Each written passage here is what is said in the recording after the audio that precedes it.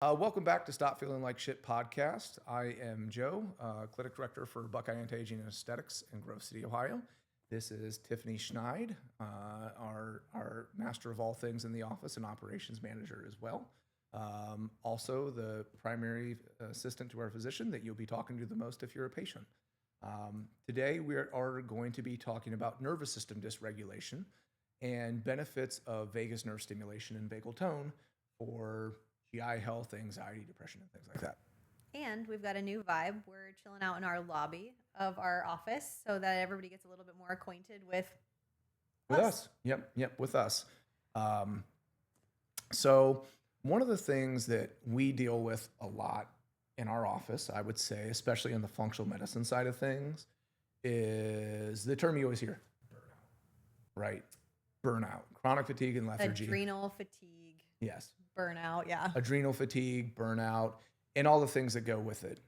Poor sleep, frequent awakening, anxiety, depressive symptoms, brain fogs, and things like that, right? Yeah. In functional medicine, I would say, especially with HPA axis dysfunction, adrenal dysfunction, of course, we're worried about the endocrine component, right? Mm-hmm. But patients are really looking for the subjective piece, which is, how do I feel better the quickest? Okay. Or while I'm working on these things, because obviously everything, there's so many components to it, including lifestyle change, that it takes a long time to start seeing benefits. It does take some time, and that's what. Not all of us are 16 and able to just change at the flip of a hat anymore. No, your bodies are resilient. Your endocrine system and your nervous system is resilient, but there is a limitation to just how hard you can push it. Mm-hmm. And with corrective intervention, with HPA axis dysfunction, it can take 6, 9, 12 months. And no matter how hard you force yourself to go to bed, it doesn't mean you're falling asleep. Right. It doesn't mean you can't stop yourself from waking up. I've experienced this personally myself. I got my adrenals and my nervous system cranked up and went through a hard reparative process myself. It took 3 months to start to feel normal, 6 months to be calm, and it's still a process I'm working on myself. Calm. Yeah. It takes time. Mm-hmm. So where does the vagus nerve come into this, right? Or where does, so when we're talking about the autonomic nervous system, we're really talking about two arms of the same system, right? And that's the sympathetic and the parasympathetic nervous system. Mm-hmm. And the sympathetic nervous system is what we generally associate with our flight or fight response, right? So that's our tuned-up version of the nervous system. That's our stay alive nervous system, okay? And then your parasympathetic nervous system is what they always refer to as your rest and digest, your settle down nervous system, okay? And really the big driving force is a cranial nerve that's called the vagus nerve. Right? That's the big driving force of your parasympathetic nervous system response. Mm-hmm. And the vagus nerve, like I said, it's a cranial nerve. It starts to run back here behind the ear. It interacts with the heart. It interacts with the lungs. It interacts with the digestive tract, okay? Mm-hmm. And stimulation of that nerve is really kind of the immediate turn off to stress response, right? Mm-hmm. It basically turns on the parasympathetic nervous system, turns off sympathetic, and it's kind of an immediate intervention for heightened stress response, right? Mm-hmm. I think a lot of the studies started out with PTSD, right? Yes, right. So, I guess let's understand how stress response, how the endocrine system and the nervous system kind of innervate and intertwine with each other, right? Right. So one of the subjects we talk about a lot is we talk about cortisol, mm-hmm. right? We talk about epinephrine and norepinephrine, mm-hmm. right? Your catecholamines. We talk about glutamate as well as a nervous system excitatory chemical. Mm-hmm. So, the way that we look at stress response, cortisol is secreted all day at varying levels. Because it's supposed to. Yeah, and it's supposed to, right? It influences a lot of things. Like waking up. Yeah. So it has two jobs: get you out of bed, keep you alive. Yep. It's a bioenergetic regulator. It influences immune function, tissue catabolism, inflammatory response. It does a bunch of things, right? Mm-hmm. But we would look at acute stress response. An acute stressor, right? Generally, we're going to get a kick in adrenaline. And if that adrenaline kicks for about more than 20 minutes, we start tapping into a transient rise in cortisol as well. Mm-hmm. Cortisol then gets to push back through the adrenal medulla, which will then innervate more adrenaline. Okay. Which your body cannot delineate between how severe of a response they need, right? So it's just being dumped out. Your body doesn't know the difference between a bear and a boardroom. Yeah, right. Which is why a lot of people say the stimulus is different, but the sensation is the same. Mm-hmm. And as a response to that, we're going to get a pretty aggressive ramp up in the sympathetic nervous system. We're going to switch the dial, mm-hmm. right? Now that's a protective mechanism. That's a survival mechanism. It's a good thing, right? It's something that our body needs to be able to do. Keeps you alive. Hmm. That's where you hear the stories of like the mother lifting the car off of their children or something like that, Yeah. right? And that is the nervous system is so heightened and tuned up that you really can do like superhuman things with that, but it's also not comfortable, right? It's Right. not comfortable. And where people with anxiety struggle a lot as a mechanism of the adrenals is they have tuned that stress response up so much for so long and tuned the nervous system up so much for so long that they kind of get stuck there, right? They get stuck. Um, and then Until they can't get stuck there any longer. right, and then you have kind of what we say the sensation of somatic stacking, right, where it's just experience stops on experience, stacks on experience, and eventually the endocrine system and the nervous system say, okay, I guess we live this way now, Hmm. so this is what we're going to do. But it's exceptionally unpleasant because then what we're getting, really what is causality for anxiety? It's a heightened stress response in a scenario where it isn't warranted, Yes. right? Right. And that's why it's so uncomfortable and why it feels so nonsensical. We talk to patients a lot where it's like the physiologic response you're experiencing is a necessary and normal mechanism. It's only uncomfortable because it doesn't make sense that it's happening right now, Right. right? And that's why it feels so darn uncomfortable. That's why it doesn't feel safe. That's why people are miserable with it. So what we do from a treatment standpoint a lot of times is we're trying to come at the endocrine system through the nervous system, right? We're trying to get cortisol stabilized and regulated, trying to get neurochemistry stabilized and regulated. And in turn, that will influence the nervous system. Hmm. Okay. But what we're starting to see now that's been exceptionally impactful for patients is trying to get to the endocrine system through the nervous system, right? Right. And having a multifaceted approach. Well, what does that mean? Well, that means we're actually trying to get the vagus nerve to turn on and switch that ANS, switch the autonomic nervous system into rest and digest mode. Hmm. Okay. The nice thing is, and this is not new technology necessarily. They used to do vagus nerve implants, right, for PTSD, which was actually a surgical implanted device. Anybody that was in nursing that's been in like a cardiac unit or emergency unit probably remembers like vagus nerve massage, where you actually massage over the carotid fat pad at that innervation point. Usually they use that for rapid heart rate and stuff like that. But obviously, for most patients, they don't want to go get a surgical device or a surgical implant. So one of the things that we've diverted to a lot recently is a combination of using either PMF, pulse electromagnetic frequency, to stimulate the vagus nerve, Hmm. or recommending a lot of these at-home devices that you may be seeing online now for vagus nerve stimulation. And there's different iterations of those devices. And some of them have clinical studies and research on them. Most of them do. Most of them do. Yep. So, kind of the big ones that you see out there most right now, there's probably 3 or 4 of them, right? There's the V-Relief Prime from Hulis Technology. We have no association with any of these companies, by the way, so we're not peddling somebody's wares for them. And it's a small handheld device that innervates kind of just at right near the original portion of that vagus nerve behind the ear, right? Pulsetto and Truvaga stimulate over the carotid fat pad, lower in the neck for the vagus nerve. And then you have some more passive devices like your Neuropod, which actually attach to the tragus of the ear, and they stimulate the vagus nerve indirectly, right, through the nerves in the ear. We use the PMF in our office a lot. Which we have it for a bunch of mechanisms. Yeah, but just another benefit because we love this unit. Yeah, we use the PMF for a lot, and that's a small. Generally, we use a ring, right? A ring that actually sits around the neck, and that emits magnetic frequency, and will stimulate the vagus nerve that way. A lot of times, we'll do that at 2 points. We'll do stimulation around the neck, more at closer to the origination point. Obviously, it's a cranial nerve, so that's not where it originates, but close to that origination point. And then we'll do PMF on the gut, basically to its termination point where it ends in the GI tract, right? Mm-hmm. And the benefits that we're seeing that with a lot of people is it basically turns off stress response almost immediately, right? It gives your nervous system, okay, you can relax. Yep. So you can sit and relax. And anybody that's ever got into, one of the things that I do a lot personally that I got into through this little journey myself is diaphragmatic breathing, mm-hmm. right?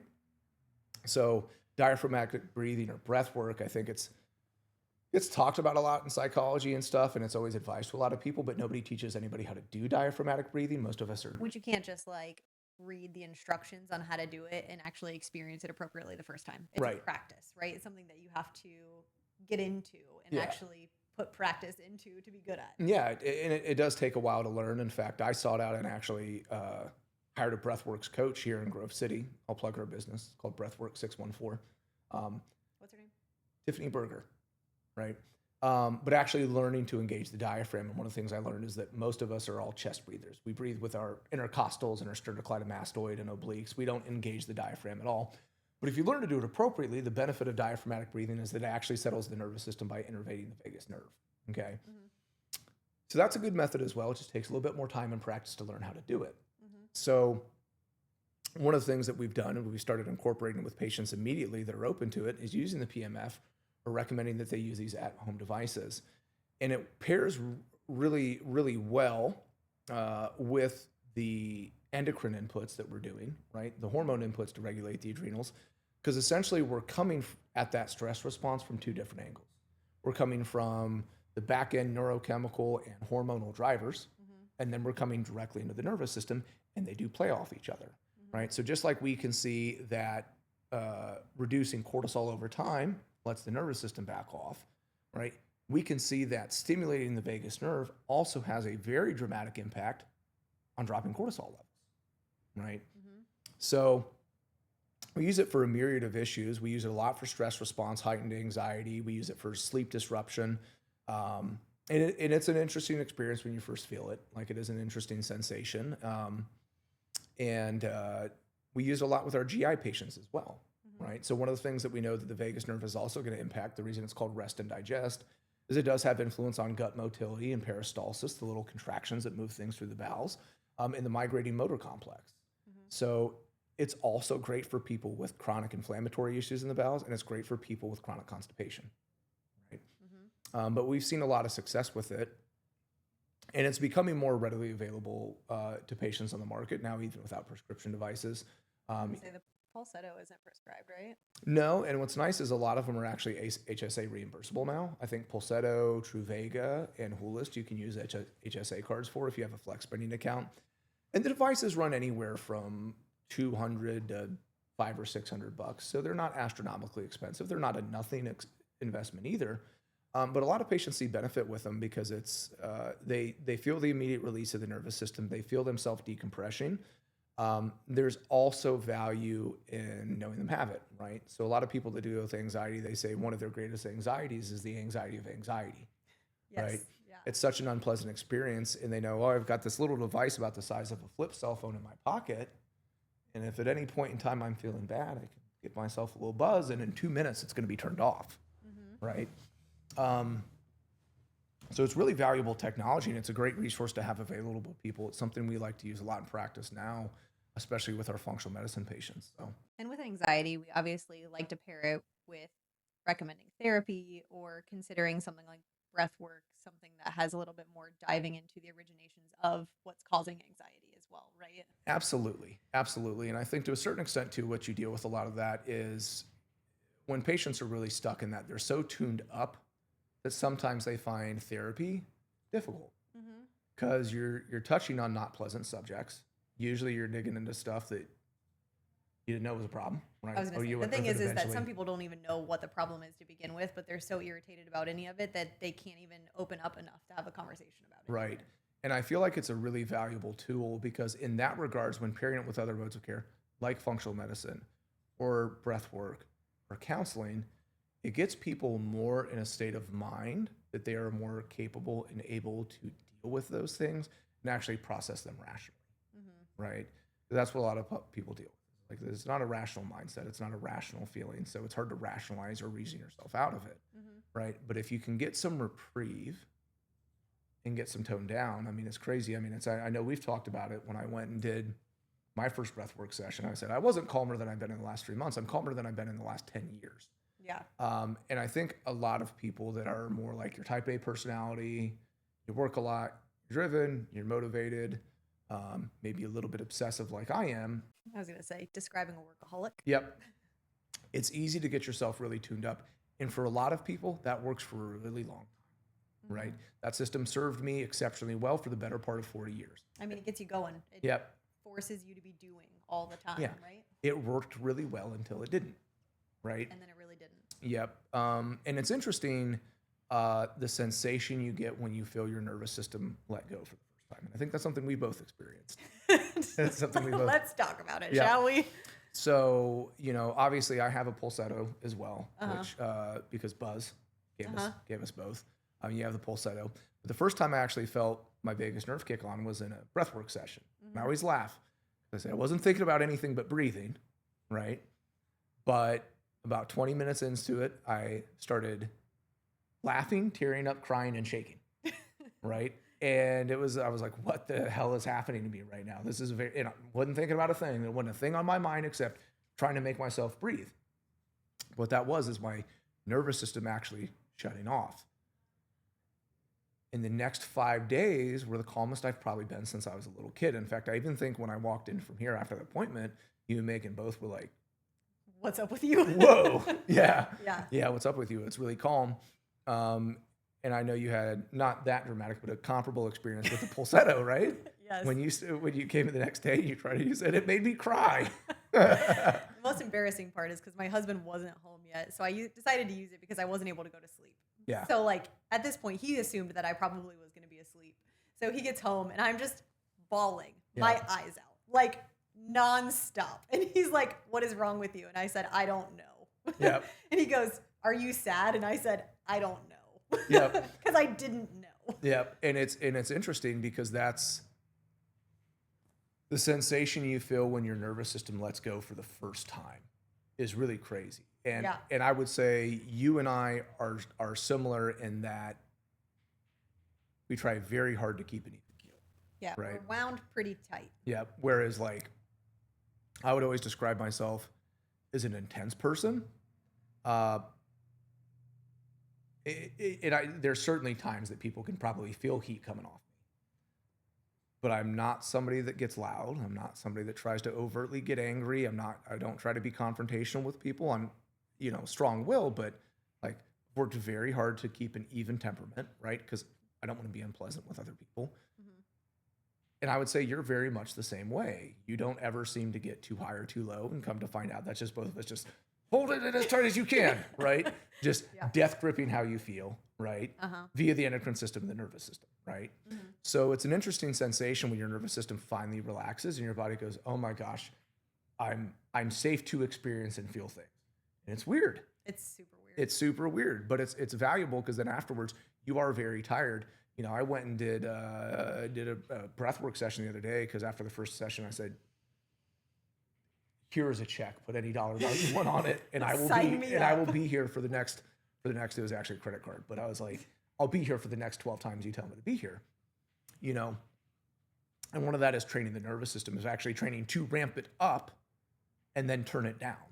And that's what we did last time, because you can take yourself sympathetic with breath work too, if you do longer inhales, forceful inhales, mouth breathing like that, and ramped myself up. And 15 minutes later, I was asleep on the table. Right. So it is an interesting experience, and it's really bizarre because that's one of the things I said I went and did stuff with my daughter. I was doing stuff with my daughter, but we took her to a concert, and I always joke that my daughter loves rock music, right? She loves. I don't know where she gets that from. Yeah, from me. So we've seen Metallica and Pantera and System of a Down and My Chemical Romance, and last time I took her to a show, I say she looked like the clapping cymbal monkey because she was so excited. She was like. That's adorable. And I was so happy for her. And that was an interesting sensation. I was like, whoa, I forgot what like pure unbridled happiness felt like in a while. And I don't mean that as me being an unhappy person, because I'm not. Right. But it's weird when you get the nervous system down, the myriad of things that your body lets go and starts experiencing. Again, it's a little bit of an intense sensation, right? Yeah. Right? It's like next thing you know, you're going to be watching Faith and Humanity videos and crying. Yeah. Is that directed at Megan? Yeah, it's directed at Megan. I've not got to that one yet. That's somebody who's more in tune with their emotions. Yeah. So the vagus nerve is interesting. I mean, for anybody that deals with anxiety or even just stress, right, as far as really taking the edge off. And I really like it in the practical setting because when we look at adrenal repair, it works. It takes time. It does take time. So for patients that we're working on correcting cortisol, it gives us an opportunity while we're working through that intervention to get some more immediate relief. And there is a lot of value. Let's talk about an example specifically. We do have a younger patient who has started out with the inappropriate fluctuation of cortisol throughout the day, Yep. more flatlining than anything. Yeah, when they started, and this was a cumulative effect for years and years and years. Busy student, very heavy academic life, a lot of extracurriculars, very talented musician, but his cortisol just started flatlining, which is really more advanced HPA axis dysfunction, right? And we're finally getting their cortisol back online, but it's been so long that they've felt the effects of cortisol in their nervous system ramping back up again, which again is an inherently good quality that we need to be capable of. But you're experiencing something new-ish. Yeah, but you haven't felt it for years, right? There's an acclimation to that where all of a sudden they're like, oh, I'm starting to feel more energetic and burst of energy, and I'm starting to see these improvements, but now I'm agitated. I feel like I don't come out of it either, right? Or it hangs around and I don't really know how to deal with it. And they had an appointment where they were feeling particularly tuned up, couldn't sit still. We're kind of drumming, agitated, twitchy. Like, I'm sorry, I just can't sit. I can't sit. I'm just too tuned up right now. And we did a very brief PMS session with them. And within a couple minutes, hands settled down, legs settled down. And you could just see it come over the face of just relax. Just calmed. Relax. And we had a patient on the other side of it as well with Dr. Mack. He had a young woman come in for care, and she had a particularly rough week or stressful week at work and didn't feel very good. And I know they did an exam on her, and her blood pressure was really high. I think her systolic was in the 180s. I can't remember diastolic, but that's pretty high blood pressure. Definitely. Right? Which again is a mechanism of stress response, cortisol in the sympathetic nervous system. So Dr. Mack did the PMF with her. In about 10 minutes, her blood pressure was down to the 120s and 130s. Over 70 or 80, it had completely normalized. The stress response had turned off and the nervous system turned off. And with continued use of these agents, we see increased vagal tone, right? And that's the value of that, just like that's the value of diaphragmatic breathing, is you can train your nervous system, right? And that's part of strength training too, is training your nervous system, right? Training your neural network to ramp up when you need it to ramp up. You can also train it to learn how to ramp down or calm down and to be more resilient. So one of the things we see with continued use of these products over time is not just that it helps on the short term, right, to alleviate acute symptoms, but it increases vagal tone long term. So the nervous system starts to become more resilient and adapt to deal with stress so that it ramps when it needs it, but it turns off when it doesn't need it. It's rebounding. Yeah, it rebounds more appropriately. So, which is something cool that you can see on your Aura ring if you have one. Shout out to Aura. Yeah, I don't. I've got so much data on myself now. I don't want any more. That's the way Tyler feels. He's like, sometimes the Aura ring is good. Sometimes it just is like, I know I slept like shit. And then it says, well, you slept like shit. And I'm like, yeah, I know. Thank you. Yeah. Thank you. Yeah, that's what I always have to be cognizant of myself with data, because I will just overanalyze everything so much too that I'll be like, I'd be the guy that would not be sleeping well and would instantly wake up and look at my Aura ring and be like, how bad does it say I'm sleeping right now? It says it's terrible. I knew it. And it's like, well, yeah. I knew it. Yeah. No shit, you're awake. And then that's when you use your Pulsetto. Yeah. Yeah, that's one of them. Get a good midnight cry in. No, no, that's only me. I don't know. Yep. So, and a lot of the clinical research on these is showing about 30 days of usage for anything that's stimulating the vagus nerve is when people start to see positive benefits, whether that be with depression or anxiety. Yeah. Yeah. Like you'll get, as far as like lasting. Yeah, lasting, like not needing to use the unit as frequently. Yeah. So like one time, generally a lot of them recommend once or twice a day use. Some patients recommend, sometimes it's like a couple minutes in the morning, couple minutes at night. And then you can use it intermittently when anxiety does flare, like as needed use as well. But generally, if you get the vagus nerve stimulated, you're going to feel the effects of it for hours afterwards. Yeah. Right. It does have a lasting effect, however you do it. But with consistent exposure to that on a regular basis, you're starting to see more long-standing benefit to it. Right. And not just from the nervous system, but what's the effect of balancing the nervous system? Well, in the back end, they're seeing changes from an endocrine perspective and a neurochemical perspective with it, right? Mhm. You're seeing more appropriate balance, again, balance between the neurotransmitter profile, see more appropriate balance in cortisol. In fact, I think the Pulsetto specifically said with 30 days of use, they see a 47% reduction in cortisol, Mhm. which is crazy. That's wild, right? That's a lot. It's like 20 minutes a day, daily for 30 Yeah, days. 10 minutes and 10 minutes or something like Yeah, 10 in the something like morning, that. 10 at night. Yeah. Yep.